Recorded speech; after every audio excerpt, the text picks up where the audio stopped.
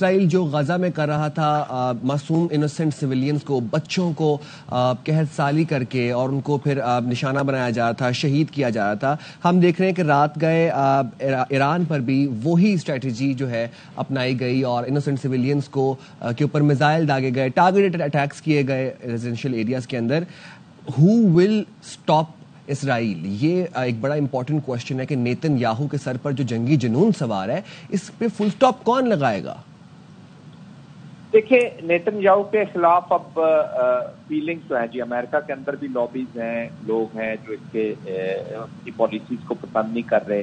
اس کی اپنی domestic politics ختم ہو رہی ہے. یہ ڈیپ اسٹیٹس ہیں جی، یہ ڈیپ اسٹیٹس ہیں. یہ اپوزیشن کو دباتی ہیں اپنے ملک کے اندر، انٹرسٹ کریٹ کرتی ہیں لابیز کے تھرو، بڑی پاورز کے اندر اکنامک انٹرسٹ کریٹ کرتے ہیں اور انڈیویجولز کے ساتھ بھی ان کے تعلقات ہوتے ہیں. اس لیے تو میں کہتا ہوں کہ یہ وہ دو کنٹریز ہیں، انڈیا اینڈ اسرائیل، جو کانفلکٹ مینجمنٹ یا کانفلکٹ ریزولوشن کے جتنے بھی ادارے ہیں ان کو انڈرمائن کرتی ہیں، جیسے یونائٹڈ نیشن ہو گیا، کیونکہ اس کے اندر ہی فرکشن کے اندر ہی ان کے پولیٹیکل آبجیکٹیوز پرسو ہو سکتے ہیں. تو آف کورس بگ پاورز ہیں، لیکن ابھی رشیا اپنے معاملات میں انوالو ہے، چائنا کو اپنے معاملات میں انوالو کیا جا رہا ہے.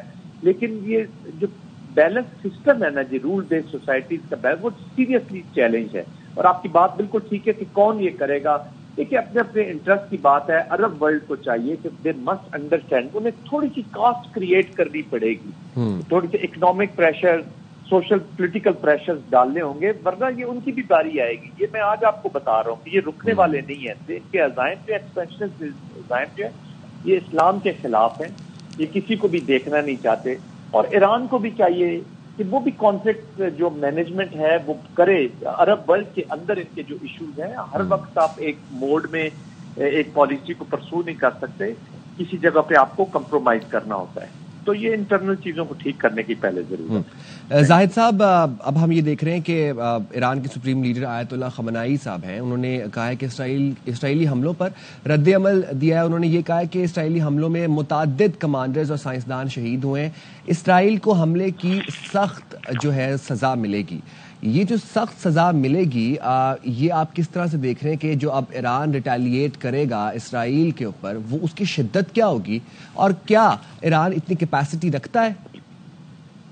دیکھیے، اس وقت تو وہ کلیم تو کریں گے جی، اور اپلیکیشن بھی کریں گے، ورنہ آپ کی نا جو پولیٹیکل ملٹری لیڈرشپ ہے وہ اپنی ریلیونس کھو دے گی. ریلیونس کیا؟ اس کی ایگزسٹنس انڈر کوشچن چل جائے گی. ایران کے لوگ ان کو کوشچن کر دیں گے جی.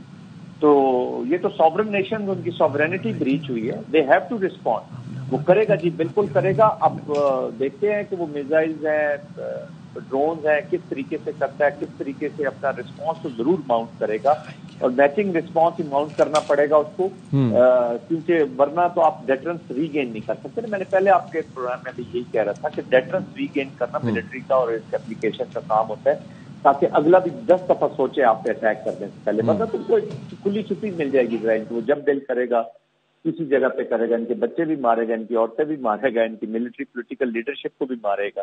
اور ان کو وہ آلریڈی دیکھے نا، گھمنڈ میں کہہ رہا ہے جب میں نے 10 دن لگائے تھے لیبنان اور اس ایریا میں، یہاں تو 10 منٹ لگے ہیں، ان کو میں نے سارٹ آؤٹ کر دیا.